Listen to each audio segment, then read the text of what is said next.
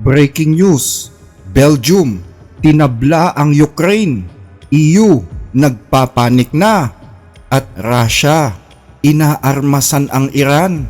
Bagong gera na naman ba?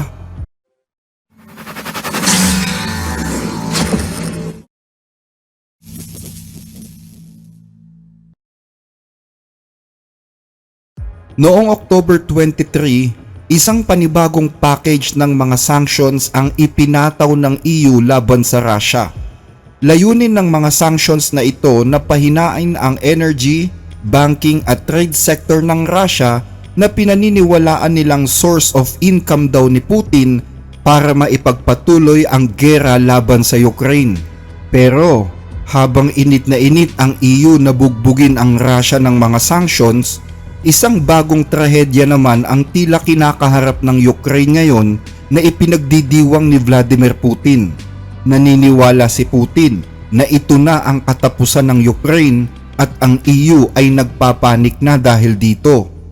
Wala na kasing pera ang Ukraine.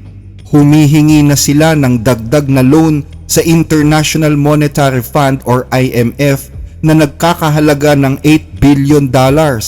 Dahil kinakapos na siya ng pondo. Pero ayon sa report ng pahayagang politiko, hindi daw magbibigay ang IMF ng bagong loan hanggat walang kasiguruhan na may pambayad ang Ukraine. Lubog na ang Ukraine sa utang at gumagapang pa sa hirap ang kanilang bansa. Kaya kung Ukraine lang ang tatanungin, syempre hindi nila masasabi kung makakabayad sila.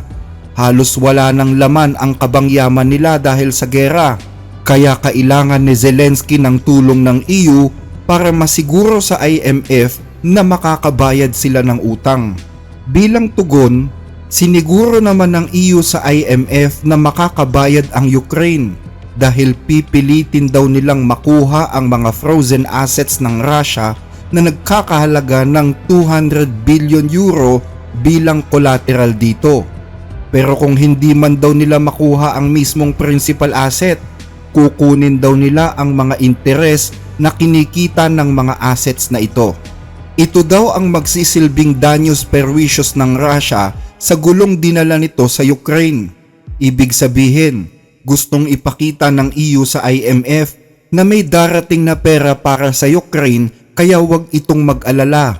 At ang perang inaasahan na darating sa Ukraine, 140 billion euros.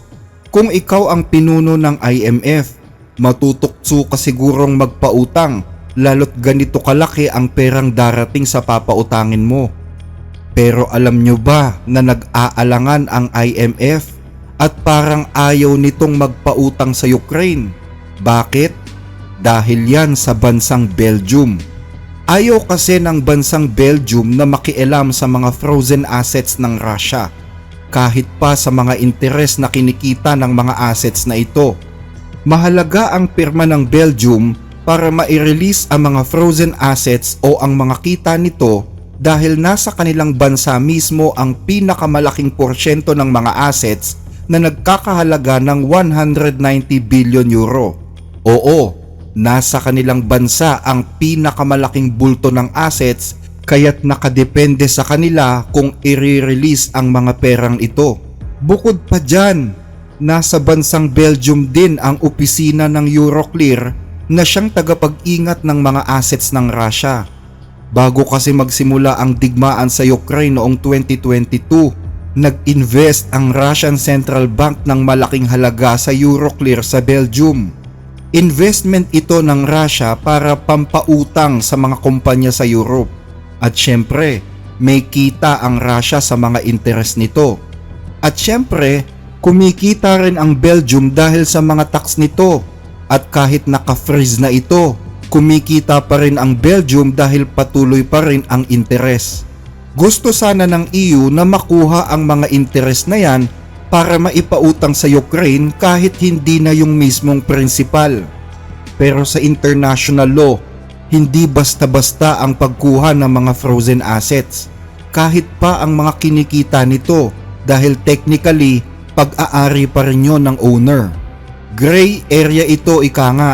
Ibig sabihin, Masyadong komplikado at walang malinaw na patakaran kung paanong kukunin ang mga frozen assets dahil wala pang ganitong nangyayaring kaso noon. Kaya nakadepende na sa patakaran ng Belgium kung paano i-release ang pera. Pero ayon sa mga abogado sa Belgium, malaking problema yan kung papakawalan nila ang pera nang walang matibay na legal guarantees. Kung papayag ang Belgium na i-release ang pera nang walang malinaw na legal basis sa international law, posibleng ituring ng Russia na pagnanakaw ang gagawin ng Belgium. Mananagot sila sa Russia at lalong magwawala si Putin. At pwede pa silang idemanda ng Russia sa International Court of Justice o sa European Court of Human Rights. At kung ikaw ang Prime Minister ng Belgium na pumirma dito, siguradong papatayin ka ni Putin. Bukod dyan, yayariin din ng Russia ang mga European assets na nasa kanilang teritoryo. Posible ring mawalan ng tiwala ang ibang bansa na maglagak ng investment hindi lang sa Belgium kundi kahit sa alinmang bansa sa Europe na hindi pala kayang pangalagaan ang kanilang mga assets sa gitna ng mahihirap na sitwasyon. Isa pa, ayaw ng mga tao sa Belgium na makialam ang punong ministro nila sa usaping ito. Ito ang dahilan kung bakit ayaw ng Belgium na suportahan ang paglalabas ng mga frozen assets para maipautang sa Ukraine. I haven't even seen the legal basis for the decision yet. This seems to me the first step. If you want to take an important decision, this has never been done. Even during the Second World War, we didn't do this. So it's not a detail. The first step seems to me that you present the legal basis for your decision. I haven't seen it yet.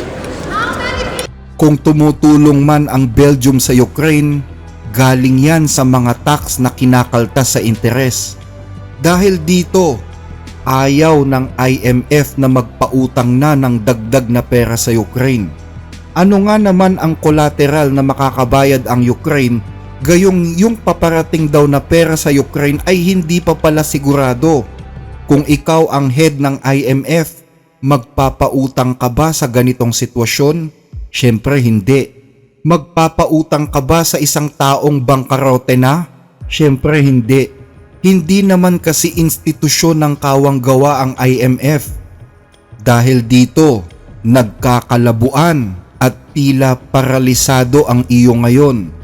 Paralisado dahil hindi sila makamove on sa susunod na plano. Nagkakalabuan dahil masama ang loob nila sa Belgium. At masama din ang loob ng punong ministro ng Belgium dahil napagbibintangan siyang walang pakisama. Gayong hindi daw nila naiintindihan na nape-pressure na siya dahil malakas din ang oposisyon sa Belgium tungkol sa isyong ito. At ang Ukraine, namimiligrong maghirap. Oo nga't ang EU ang nagbabayad ng mga armas na binibili sa US, bukod pa sa mga armas na galing mismo sa kanila. Pero ang tanong, saan naman kaya kukuha ng pera si Zelensky sa pagpapasahod sa mga sundalo at sa iba pang gastusin ng pamahalaan at ng pera para sa rehabilitasyon ng kanyang bansa? Yan ang pinakamalaking tanong ngayon. Inaasahan pa naman ni Zelensky na makukuha niya ang unang tranche sa January, pero mukhang kahit hanggang sa April ng 2026 wala siyang mapapala. Ang sagot naman ng EU, bakit hindi umpisahang gumawa ng mga bagong rules para sa mga kaso ng frozen assets? Isang bagay na tinututulan din ng Belgium dahil sa huli, kahit may mga bagong batas na, posible pa rin silang matalo sa kaso kapag nagdemanda ang Russia at pagbayaran sila ng napakalaking halaga. Ang gusto sana ng punong ministro ng Belgium, hindi lang ang Belgium ang dapat managot kapag nagkagipitan na. Dapat daw ay sharing of responsibility, ika nga. It's not just Belgium that says guarantees are necessary, it's the ECB who says without these kind of guarantees for the cash, you cannot go forward on this. It's way too risky. Pumayag naman ang EU dito, pero tila nakukulangan ang Belgium sa mga pangako at salita ng kanyang mga kasamang bansa. Dahil dito, malungkot na umuwi si Zelensky matapos ang huling pulong sa EU patungkol sa frozen assets ng Russia. Saan ngayon siya kukuha ng pera? May matatanggap pa naman siyang pera mula sa ibang loan pero kulang ito. At habang nag-iisip si Zelensky ng solusyon sa problemang ito, siguradong masayang-masaya si Putin dahil nakikita na niya ang tagumpay sa hinaharap sa oras na maubos na ang pera ni Zelensky. Tanong, pwede bang mangutang si Zelensky kay Trump? Malabo yun dahil ang sabi ni Trump, ang problemang pinansyal sa Ukraine ay problema lamang ng EU. Kung si Trump ang tatanungin, gusto sana niya na huminto na ang gera at wag nang palalain pa. Kaya naman ang natitirang pag-asa na lang ni Zelensky ay matapos ang gerang ito ng pabor sa kanya.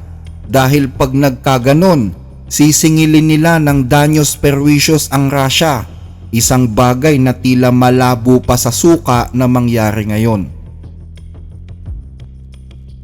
Sa ibang balita, lumilikha ng matinding kontrobersya ngayon sa mga intelligence agency sa mundo ang biglaang pagdating kahapon ng dambuhalang eroplano na Antonov AN-124 Ruslan ng Russia sa lungsod ng Tehran, kabisera ng Iran. Ang Antonov AN-124 Ruslan ay isa sa pinakamalaking military air cargo sa mundo na pag-aari ng Russia.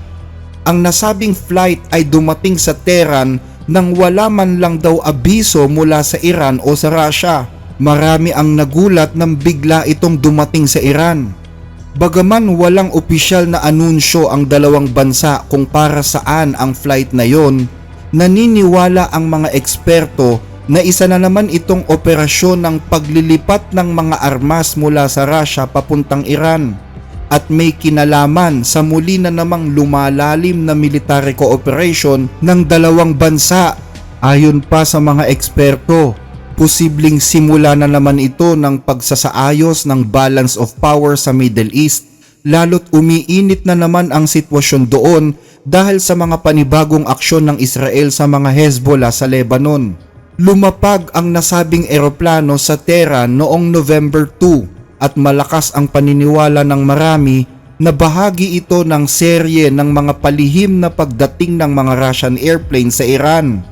Mula kasi noong October 1 hanggang October 7, hindi bababa sa 3 biyahe ng AN-124 at IL-76 papuntang Iran ang naitala ng mga analyst.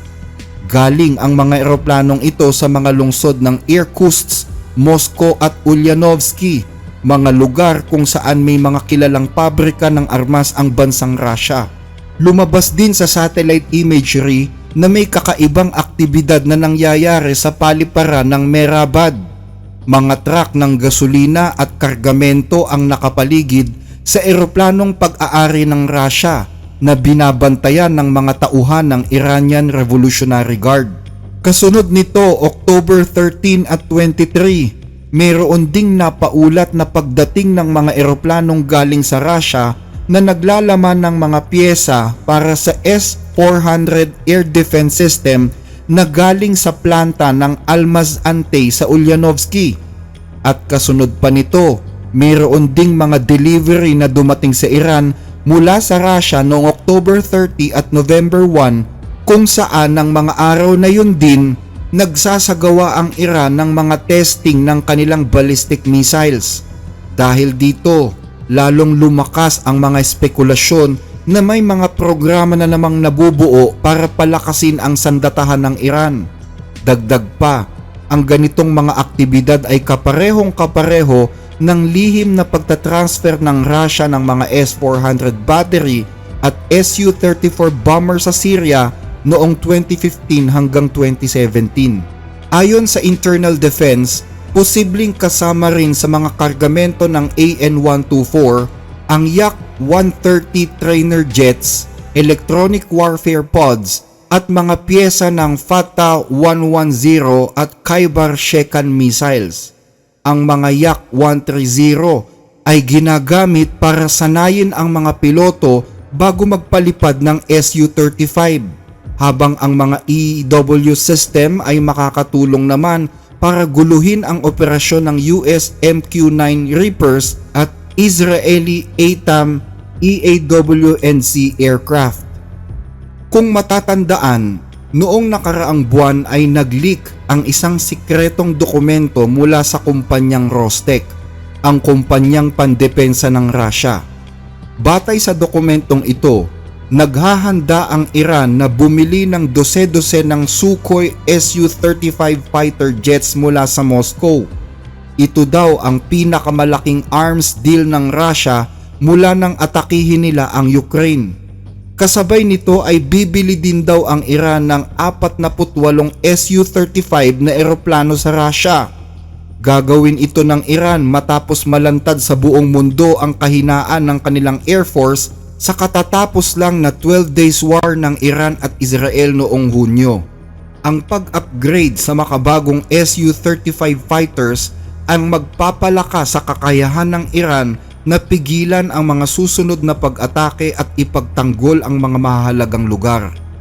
Ang mga files na nag-leak sa Rostec na di umano'y ninakaw daw ng hacker group na Black Mirror noong October 2 ay binubuo ng mahigit 300 internal documents tungkol sa mga kontrata sa pag-export, presyo at schedule ng delivery.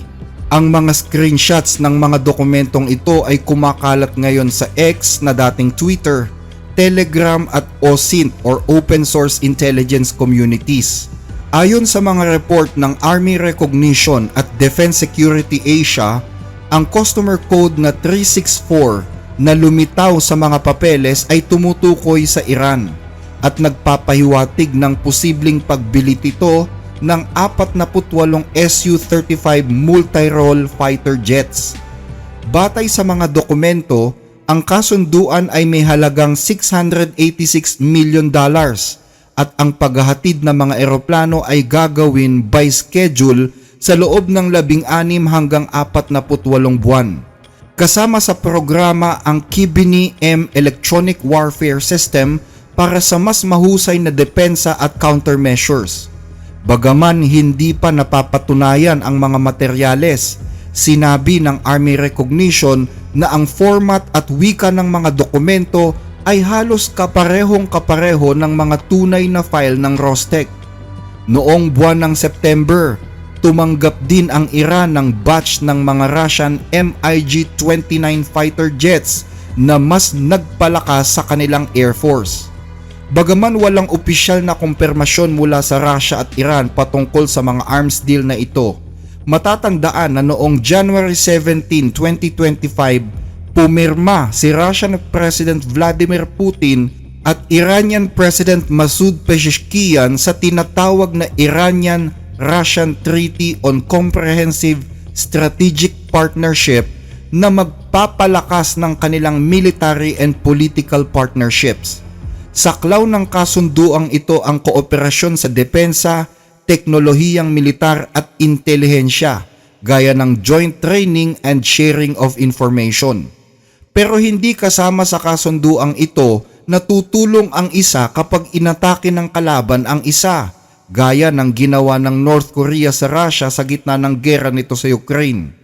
Yan ang rason kung bakit hindi nagpadala ng puwersa ang Russia nang sumalakay ang Israel sa Iran noong Hunyo.